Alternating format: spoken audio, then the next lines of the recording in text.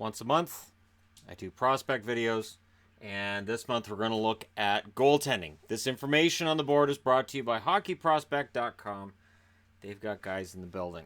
So when you're dealing with scouting services, these guys have actual scouts in the building watching the games. This isn't just information I'm passing along from somebody who goes, from highlight packages, I say this guy's pretty good.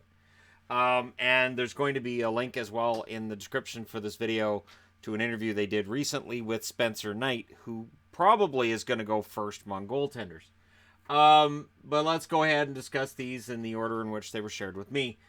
First off, Dustin Wolf. Dustin Wolf's listed as 6 foot, but he's likely not 6 foot. Goaltenders under the height of 6'1" normally aren't looked at, but he's had some pretty good games, so he's been looked at. He backed up Carter Hart last year, which means he was kind of a hidden gem there. He's comparable to UC Saros, that he's smaller, he's an athletic goaltender, and he's great on rebounds, has great reflexes. It's a good thing he's great on rebounds because his weakness seems to be rebound control. So while he's fantastic at primary and secondary shots, the rebound control could probably use a little bit of work.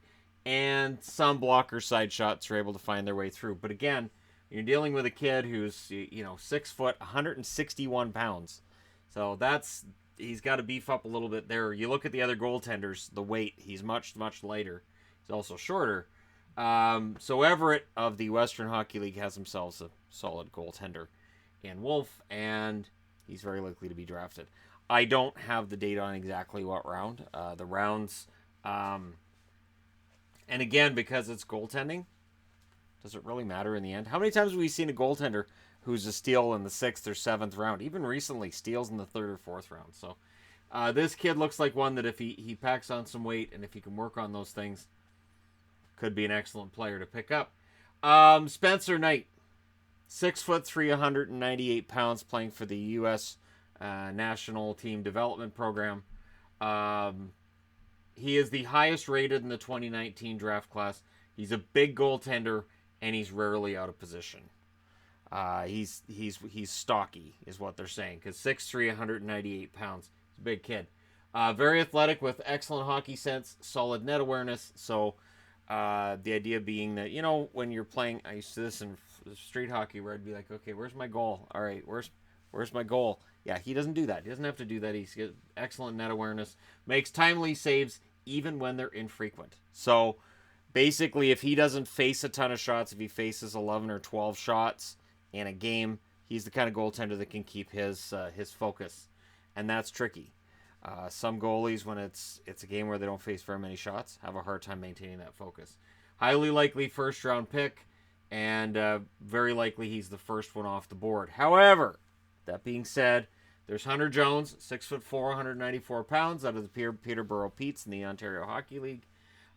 He bounced back from a slow rookie start. Big reflexive goaltender.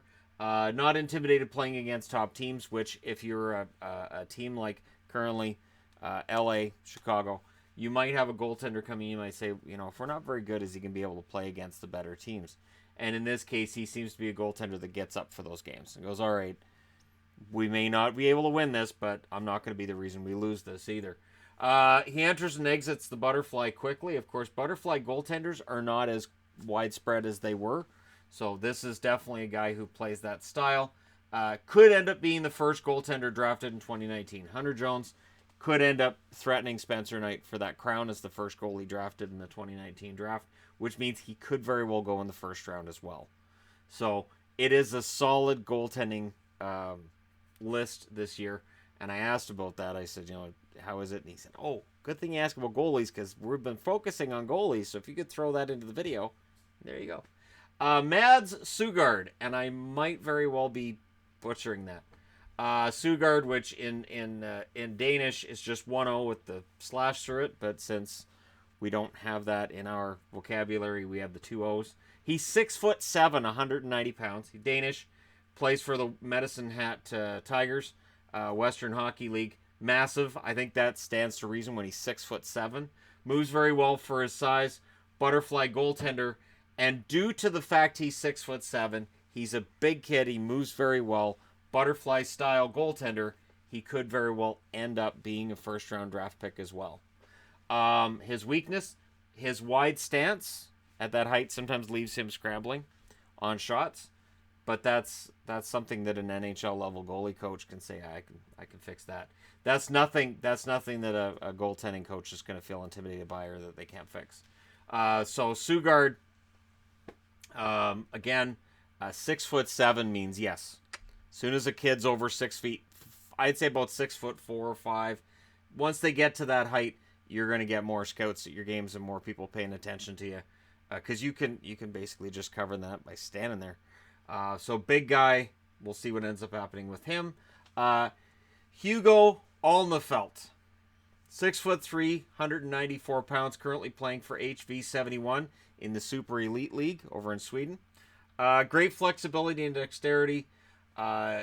He is great on low shots and rarely commits too early.